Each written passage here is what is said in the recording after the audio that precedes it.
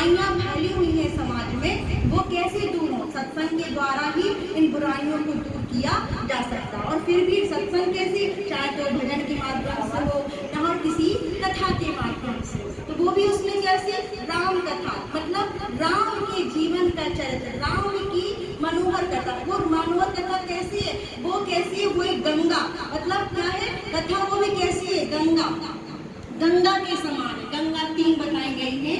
एक तो भागीरथी गंगा, जो भागीरथी ने अपने पूर्वजों को उद्धार करने के लिए तप करके जमीन पर उतारा था।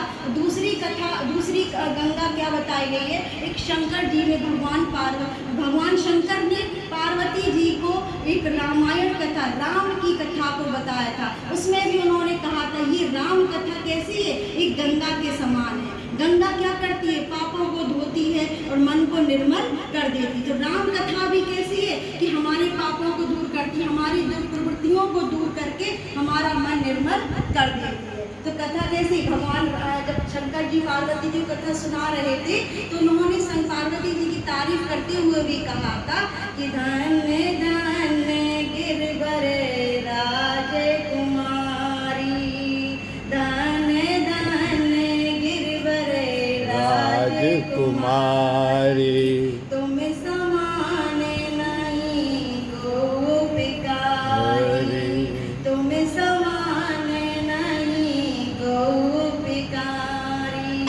पूजऊ राम कथा प्रसंगा, पूजऊ राम कथा प्रसंगा, सकल लोक जगे पावन गंगा, सकल लोक जगे पावन गंगा।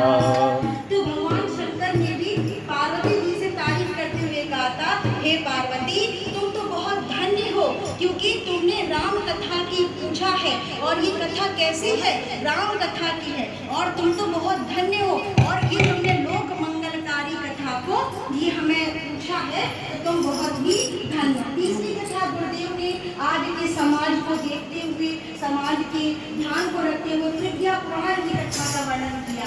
प्रज्ञा पुराण कथा क्या है, वो भी एक कथा ही है, क्योंकि हमारे गुरुदेव भी महापुरुष है, तो उन्होंने भी देखा कि जब त्रेता युग का समय था तो राम कथा का समय था, अब जो द्वापर का युग आया तो श्री कृष्ण का समय आया, तो भागवत गीता का समय आया तो भगवत गीता निकली। लेकिन आज क्या समय है कि आज का समय कुछ अलग है, ना तो वो उन बुराइयों को भगवत गीता दूर कर सकती है, ना ही राम कथा। हमारी बुराइयों को गुरुदेव ने प्रज्ञा पुराण कथा के रूप में वर्णन किया है, तो वो कथा के रूप में आज की बुराइयों को दूर करने का माध्यम बताया गया है। तो गंगा हमारी राम कथा रूप में आज हम लोग इस पावन गंगा की में कथा के रूप में श्रवण करने जा रहे हैं। तो आइए हम सभी लोग कहते हैं ना, सत्संगति बिन मंगल मूला, सत्संगति मुझे मंगल मूला।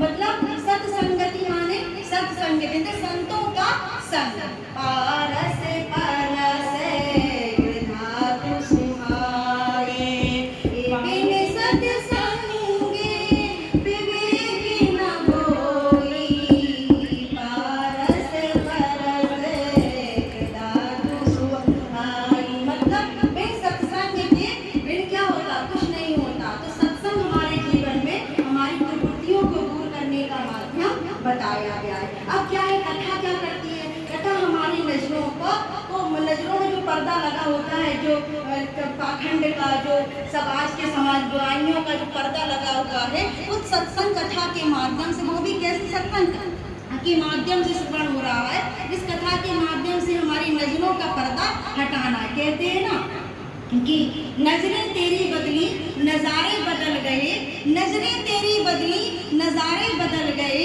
कश्ती ने रोका मोड़, कश्ती ने रोका मोड़, किनारे बदल गए। मतलब तो हम इस कथा के माध्यम से अपनी नजरों का पर्दा को हटाना है, और हमें क्या करना है, इन कथा केवल एक राम के चरित्र से केवल केवल एक अच्छाई को ग्रहण करके अपने जीवन को धन्य बनाना। तो आइए हम सभी लोग ध्यान पूर्वक इस राम कथा का श्रवण करेंगे और राम के चरित्र से केवल एक उनके अच्छे जीवन के एक कुछ गुण, एक अच्छा गुण हम लोग अपने जीवन में धारण करेंगे। बोले सियावर रामचंद्र रामचंद्र की जय।